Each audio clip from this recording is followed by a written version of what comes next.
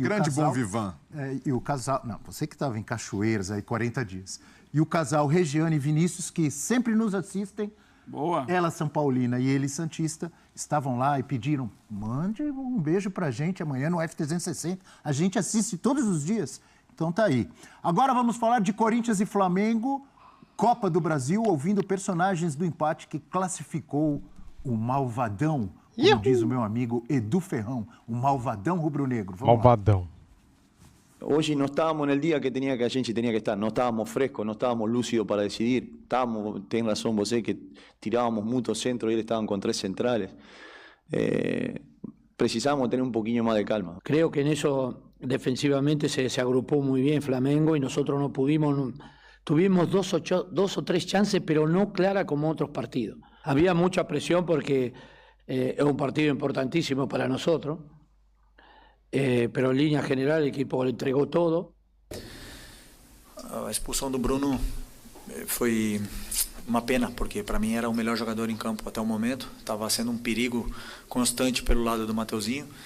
Estava atacando bem, estava defendendo, estava correndo o que mais. E obviamente um jogador desse calibre tão importante, perdê-lo, não só perder ele e ficar com a menos é um golpe importante para a equipe, mas eu tenho uma equipe, um grupo de homens fantásticos que tenho que exaltar. O que eles fizeram hoje no campo, o que eles correram, o que eles se doaram é louvável. O meu time, no meu modelo, eu jogo com 9 profundo, ok? Profundo que dá profundidade ao time, que ataca o espaço. O Gabi tem essa função no meu modelo de jogo. O atacante, o 9, tem essa função. Pedro machucado, Carlinhos não pode jogar, e que outro jogador ataca melhor espaço que o Gabriel. Está no melhor momento dele? Não está. Todos nós sabemos, não está. É um jogador que não vai se recuperar nunca? Não sei, depende dele. Ele não foi nada a ver com o jogo que ele estava fazendo, senão com a estratégia que eu tive para o time. E muito sincero, né? Na entrevista, o Felipe Luiz falando sobre o Gabigol, que não está no melhor momento, etc e tal. E falando sobre a substituição. Deu certo, então é tudo lindo. Mas se ele tivesse tirado o Gabigol para colocar um zagueiro, tivesse perdido a classificação, ia ter um monte de gente falando que ele errou, que não sei o quê, como é que pode tirar um atacante para pôr um zagueiro. Mas deu tudo certo, foi bonito. Não foi, Eugênio? Sim, você ali tem que tomar uma decisão. Olha o clima hostil aqui, ó. Olha o clima hostil, galera. Olha aí a chuteira do Bruno Henrique na cara do Mateuzinho. Clima hostil total, hein? Vamos lá. Ele tá nessa posição. Ele tinha que fazer alguma coisa a partir da expulsão do Bruno. E ele optou por isso. Ele foi mais... Desculpa, Eugênio. Eu ouvi gente dizendo assim que ele foi mais Simeone que Jorge Jesus. Tem a ver ou não tem nada a ver? Foi e funcionou e deu certo, Abel. A gente pode concordar ou não com a decisão dele, mas com o resultado dela, tá aí. A gente tem que concordar. O Flamengo conseguiu a classificação. Mas o ponto, Eugênio, é que para mim vai além do resultado. Porque imagina se o Flamengo tivesse sido eliminado, o Corinthians, aquela bola do Giovani que ele arrancou, sai o gol e nos pênaltis o Flamengo cai. Da maneira como jogou, não estaria na conta do Felipe Luiz por causa dessa mexida. Porque a postura do time não foi de ficar plantado lá atrás com 10. Não foi. Mas eu considero... Por exemplo, ele acabou fazendo essa substituição mais tarde no jogo, colocando o Plata no lugar do Arrascaeta. Ele passou a jogar sem nenhum atacante. Era um time sem atacante. Então... Também não tem tantas opções, né? Ele colocou o Plata no final do jogo. Por quê? Você precisa ali de um jogador para atacar o espaço. E o Arrascaeta não é esse jogador. O Arrascaeta, ele não tem essa velocidade. Ele é um jogador de muita qualidade técnica, de bom passe, mas para arrancar, ele não tem essa qualidade. Mas o Flamengo, ainda assim, fez uma partida que foi muito além do esperado. E isso se deve muito a esse jogador que a gente está vendo aí, chutando essa bola para fora. O Gerson jogou muita bola.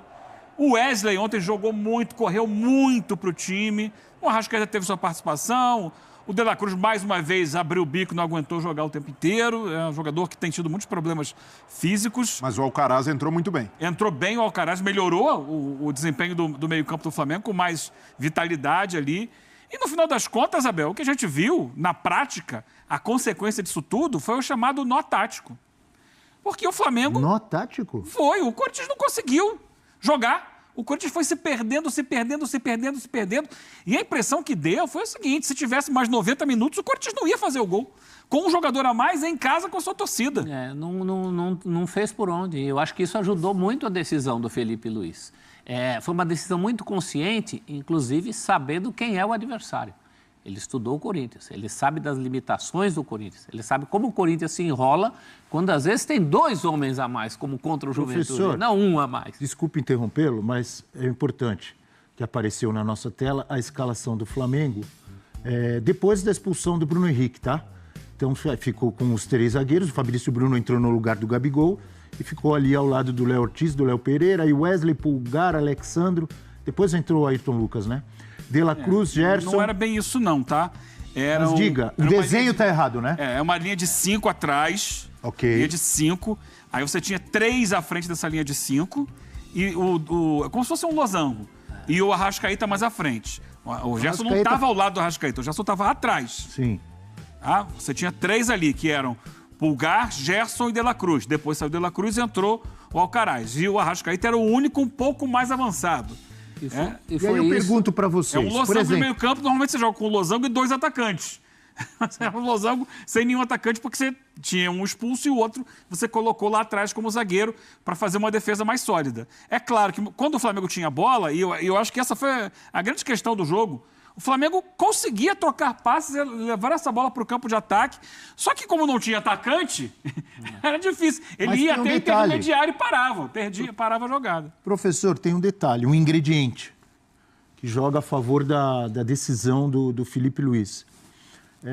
O Flamengo não precisava fazer gol. Não precisava. O Flamengo precisava apenas não sofrer. Foi o que aconteceu. Por exemplo, se tivesse sido empate o primeiro jogo, ou o Corinthians tivesse vencido no Maracanã, será que ele teria feito a mesma substituição, mesmo com 1 a menos? Não, acho que não. Muito provavelmente não. Concorda? Ele precisaria de um escape para além do Arrascaeta, homem mais avançado. Isso é que me assustou na hora. Eu falei, caramba, ele não vai ter ataque? Ele vai jogar só com a Arrascaeta e vai chamar o Corinthians? O problema é que o Corinthians não foi. O Corinthians tem muito número de finalização. O Corinthians não foi, professor, por incompetência, porque... Por limitação. Ou porque o Flamengo não deixou? Não, por limitação. O Corinthians... E tem outra coisa, o Flamengo recuado é diferente de qualquer outro time recuado. Por quê? Outros times recuados vão ficar rifando bola e jogando a bola para o pé do adversário. O Flamengo não fez isso. O Flamengo com a bola, até pela qualidade técnica dos seus jogadores, um jogador como o Gerson... conseguia sair tocando. Quando a bola cai no pé dele, é outra coisa. E no segundo tempo, eu diria até que o Flamengo esteve mais próximo do gol. O Flamengo, se tivesse um atacante, talvez fizesse gol. Um atacante. Pela disposição em campo, o Corinthians esbarrou nas suas limitações, que ontem eram mais limitadas ainda, porque não tinha o Depay. O Ramon Dias chega a colocar o menino Giovani com quem ele nem tem contado. Porque chega uma hora, ele não tinha mais por onde. Né? Pedro Henrique, Giovani. Era um desespero. Eu concordo. Dá a impressão que se estivesse jogando até agora, o Corinthians não teria saído daquele emaranhado, daquele peso nas pernas. Foi uma classificação... Tem a questão psicológica também, né? Porque há uma cobrança, uma exigência. Olha aqui, você está em casa, você tem um jogador a mais, o time adversário tirou o atacante e te deu a bola. E o Corinthians não soube como se organizar a partir desse momento. Como não tem sabido. Foi ficando cada vez mais tenso. Então, quinta-feira conseguiu contra o Atlético Goianiense. Mas era outra situação. Desculpa, Paranaense. Mas num confronto eliminatório de mata-mata, é sempre bom analisar os 2 jogos. E no primeiro, o Flamengo foi muito superior, poderia ter feito uma vantagem maior. Sim. O Corinthians tenta se organizar ali no segundo tempo, mas houve uma superioridade flagrante do Flamengo.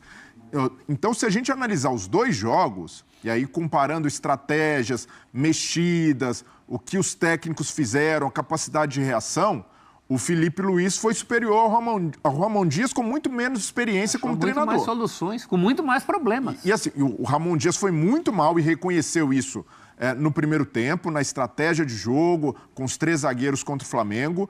E para mim... No primeiro jogo? No primeiro jogo. E foi mal ontem novamente, principalmente na leitura do jogo, porque O Corinthians, com 2 atacantes abertos, ele naturalmente teria superioridade sobre o Flamengo pelos lados. Inclusive com 2 laterais que apoiam muito, o Bidu do lado esquerdo e o Mateuzinho do lado direito. E o Felipe Luiz entendeu isso logo. Ele falou, pô, os caras vão ter, além dos 2 pontas, 2 laterais passando e apoiando o tempo inteiro. E com o Fabrício Bruno entrando mais pelo lado direito, Léo Pereira abriu... Pensou super rápido nisso, né? Não, mas Felipe Luiz, né? Ele pensou muito rapidamente. Mas foi necessário, Abel, porque ele agiu rápido. Se ele não tivesse feito nenhuma mexida nesse sentido, e ali ele poderia até ter escolhido tirar Acho que a outro bola jogador... ia pouco chegar pro Gabigol, né? Não, e o Gabigol, como lembrou o Felipe Luiz, além de não estar na sua melhor fase técnica, também não está na melhor fase física para fazer um trabalho de recomposição. Então, ele ia ficar quase com 2 a menos na marcação. E o Bruno Henrique estava roubando bola. Tava participando, intenso, e o Gabigol não consegue jogar assim há muito tempo. Então, para mim, ele acertou. Uma concepção perfeita, porque na escolha do jogador... Né, o que se faz, na maioria das vezes, agora os técnicos têm procurado... 2 linhas de 4. Modificar muito isso. 2 linhas de 4. Você tem um jogador a menos, você bota 2 linhas de 4, deixa um atacante para quando roubar essa bola, chegar lá na frente. Só que você pensa o Flamengo, com os jogadores que estavam em campo, você vai exigir ao Arrascaeta que volte para fechar o lado do campo? Vai cobrar isso dele? Ele não vai conseguir fazer. Então ele entende o seguinte, era difícil tirar o Arrascaeta, é mais fácil tirar o Gabigol, que não vem jogando bem. Para ter o Arrascaeta, ele tem que ser o jogador mais avançado disso daí. Como é que eu vou ajudar a marcar o lado do campo? Colocando mais um zagueiro. Porque aí eu tenho gente sobrando para fazer. Se a jogada pela direita eu venho para cá, se é pela esquerda eu vou para o outro lado. E principalmente... Então ele pensou muito rápido na solução. Não sei se ele já tinha isso em mente ou se foi ali na hora, mas ele agiu rápido e deu certo. Poderia não dar, mas deu certo. Mas era o que pedia pelo adversário. Se o Corinthians tivesse entrado só com 2 atacantes, aí tudo bem. Mas eram 3 atacantes, 2 pontos e 2 laterais muito agressivos. Então, com a linha de 5, ele travou os lados. E aí, para mim, a leitura do Ramon Dias fez exatamente o que o Felipe Luiz queria. Porque no segundo tempo, ele faz ali uma mexida necessária, o Félix Torres no lugar do Gustavo Henrique, que já tinha um cartão. Mas a entrada do Carrilho no meio-campo fez com que o Corinthians jogasse ainda mais por dentro, insistisse nesse jogo. Tanto é que em algum momento ele abre o Yuri Alberto, o Romero passa a ser a referência. E o Corinthians só vai jogar novamente pelos lados com a entrada do Giovani, fazendo jogada individual pelo lado direito. Então, se tornou ainda mais confortável para o Flamengo quando o Corinthians passou a fazer esse jogo por dentro. Então, para mim, o Felipe Luiz foi duplamente superior ao Ramon Dias. Não só por ter pensado rápido, depois de perder o Bruno Henrique, mas principalmente no primeiro jogo, porque mudou completamente a característica do Flamengo. O Flamengo fez uma das melhores atuações no ano. E, poxa, o Ramon Dias é um técnico com muito lastro, com décadas de experiência. E o Felipe Luiz, com pouco tempo na função, conseguiu ser superior taticamente a um cara mais vivido, a um cara que eu nem digo que tem mais repertório, mas que é mais vivido nesse tipo de situação. E o Felipe Luiz demonstrou uma maturidade e até uma personalidade de um técnico com décadas de experiência como o Ramon. Então, é muito cedo ainda, mas a amostragem do Felipe Luiz até aqui é muito boa. Mudou a cara do Flamengo imediatamente, imprimiu um estilo de jogo que a torcida queria. Fez com... Calma, o senhor estava de férias, eu lembrei do senhor que no primeiro jogo do Felipe Luiz, você falou que o Flamengo lembrou o Flamengo do Jorge Jesus de 2019. Não, mas não... É só lembrar, é um jogo após o outro, que é um chavão, só que no meio de semana o Flamengo foi mal e perdeu do Fluminense. E o Corinthians foi muito bem com o Ramon Dias, atropelou o Atlético Paranaense. Cada jogo uma história. No meio de semana diferente. O Flamengo focado na Copa do Brasil, entrou com o time, ele conseguiu poupar jogadores, mas até aqui a amostragem do Felipe Luiz é muito positiva. Ideia de jogo que o torcedor já demonstrou que gosta, e até ontem, se não tivesse perdido o Bruno Henrique, o Flamengo demonstrou que não jogaria lá atrás para sentar na vantagem, pelo contrário, ia jogar para tentar fazer um gol. É isso aí. Além disso, a personalidade que ele demonstrou fazer essa mexida, porque era arriscado sim, ele sabia que estaria na conta dele se o Flamengo caísse. E o principal, depois do jogo, serenidade para explicar por que tomou uma decisão, explicação tática, citando o Gabigol, mas sem queimar o atleta. Então, o torcedor do Flamengo que olha para o time sob o comando do Felipe Luiz só consegue enxergar avanços, só consegue enxergar uma perspectiva muito boa de um técnico que demonstra muito potencial. Parabéns, Breiler. Pires mandou bem, cara. É isso aí. Depende do jogo, viu? Torcedor, ontem... porque quando perdeu do Fluminense, tinha vários reclamando do Ontem foi uma vitória Luiz. autoral. Ele foi chamado por uma responsabilidade muito grande. Ele pensou rápido e eu acho que o Ramon pensou devagar. Porque a única coisa que o Ramon tinha para fazer ontem, a coisa óbvia, era a entrada do Coronado para ajudar o Garro no segundo tempo. E ele reluta. O Garro foi o jogador que mais recebeu passes no jogo. 58 passes. Ou seja, o Corinthians buscava o Garro o tempo todo. inteiro. Desde antes da expulsão. Mas ele só conseguiu dar 3 passes para finalização. Um no primeiro tempo e 2 no segundo. E é uma leitura infeliz do Ramon quando ele diz que o Garro e o Coronado erraram muitos passes. Erraram, é verdade. Mas por uma estratégia do treinador que forçou esse jogo pelo meio o tempo inteiro. E não soube ter mais repertório. O Corinthians até tentou, mas errava às vezes no passe, errava na aproximação para a área. Tem uma arrancada no segundo tempo do Yuri pela esquerda que ele chega a finalizar, mas pega mal na bola e tal. Se sai um gol ali, poderia mudar a história do jogo. Eu acho que teve duas. Teve uma que ele chutou de pé direito, que ele praticamente atrasa para o Rossi. E teve outra que ele mandou de canhota, ia ser um golaço. Aí o Rossi fez uma defesaça. Então foram duas. Bem lembrado, 2 chegadas. Ele teve ali algumas situações. Eu acho que o grande problema, o maior dos problemas do Corinthians no segundo tempo, foi não conseguir impedir que o Flamengo saísse para o campo de ataque. Porque cada vez que o Flamengo ia para o ataque, era menos tempo para o Corinthians atacar. Então o Flamengo conseguia escanteio, conseguia falta lá na frente, parava, prendia a bola, segurava lá. E era menos tempo do Corinthians com a bola. Ele, para exercer uma função de pressionar o Flamengo, de empurrar o Flamengo para sua defesa, gerar mais situações, mesmo que no cruzamento, bate-rebate, o abafa, ele não conseguiu abafar o Flamengo em momento nenhum. Por quê? Quando o Flamengo recuperava a bola, ele tinha liberdade para sair jogando. E com a qualidade do Gerson, um jogador monumental, o que o Gerson está fazendo na temporada é sensacional. Não esqueça, o Adílio dos tempos modernos. Aliás, o Gerson, que segundo o repórter Venia Casagrande, ontem amanheceu sem condições de jogo. Que às 10 da manhã os médicos foram lá, deram antibiótico, deram soro, deram um monte de coisa para o Gerson para entrar em campo. Olha, quem viu o Gerson jogar nunca vai imaginar que... Parabéns aos médicos. Seria. Porque ele jogou uma barbaridade, correu 90 depois minutos. Depois do jogo da seleção, ele disse que estava com a unha encravada, com problema... Ele não jogou contra o Fluminense. Mas o Flamengo conseguia sair. E um time que joga em casa, precisando fazer um gol com um a mais, tem que pressionar essa bola do Flamengo. Perdeu a bola, perde, pressiona, recupera, está o tempo inteiro, martela. Não, o Flamengo pegava a bola e pimba, ia pro ataque. Aí até o Corinthians voltar, recuperar essa bola, mesmo sabendo que o Flamengo não tinha atacante. É bom lembrar que o Corinthians teve um jogo, praticamente uma final, não é uma final porque é pontos corridos, e que foi muito intenso, que ele fez 2-0, levou 2-2, acabou goleando lá o Atlético Paranaense, mas não pôde poupar ninguém. Talvez tenha influenciado ontem. Talvez não, influenciou. Então, isso que eu estou dizendo. E aí entra naquela história... Estou dizendo na parte física. Entra naquela história, de novo, que a gente vai lembrar da mudança de data feita pela CBF. Inicialmente, nos confrontos da Copa do Brasil, Corinthians e Vasco não eram favoritos nos seus confrontos. Havia times superiores do outro lado e esses times passaram. Mas num jogo que é decidido por detalhes, e ainda mais quando se está em inferioridade técnica, isso pesou muito contra Vasco e Corinthians. Essa mudança de datas... Mas com superioridade numérica você poderia trabalhar isso melhor. Poderia. Não questiono de jeito nenhum. Mas houve... Deveria. Mas houve sim um prejuízo para Vasco e Corinthians por causa dessa mudança que Flamengo... Você pode trocar metade do time. Flamengo e Atlético estavam mais inteiros no segundo tempo. E aí, ressaltando, mérito de Flamengo e Galo, que tem times melhores e passaram. Vasco e Corinthians não foram eliminados só por isso, mas também por isso. Essa mudança, naturalmente, gerou um prejuízo, porque esses times tiveram que entrar com tudo no Brasileiro, não puderam poupar.